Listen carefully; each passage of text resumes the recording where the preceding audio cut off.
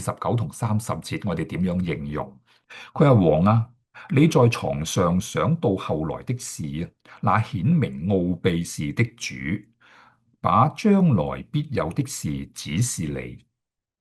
至於那奧秘的事顯明給我，並非因我的智慧勝過一切活人，乃為王啊，使王知道夢嘅講解和心裏的思念。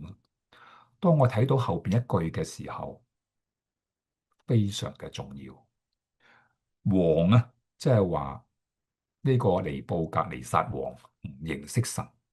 但係透過一個嘅屬神嘅人但以理，將天上奧秘嘅事，讓呢個外邦王能夠知道。嗰個重點係乜嘢呢？但以理講：我冇呢個智慧，但係神賜俾我，讓人呢被引導去到創造宇宙萬有嘅真神面前。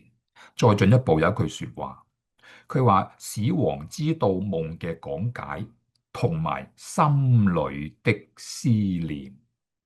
嗱，呢句說話就最重要。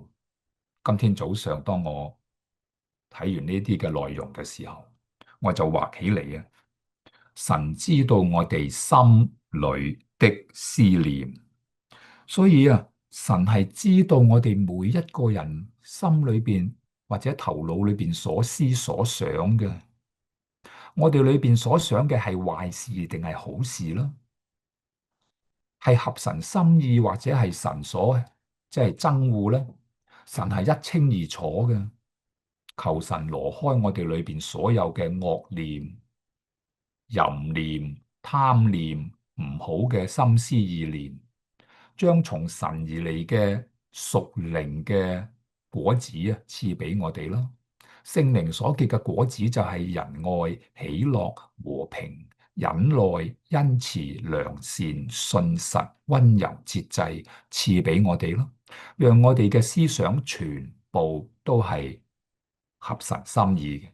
就算你瞓覺都唔好諗壞嘢，求神保守我哋瞓覺都係諗好嘢。我在床上思想嘅時候，喺詩篇裏邊提及啊，都係討神喜悅嘅。嗱，所以我簡單同你睇下夢境嘅內容，唔同你分享。但係神啊，既然能夠可以廢王立王，知道一切奧秘事，佢知唔知道我哋頭腦嘅思想啊？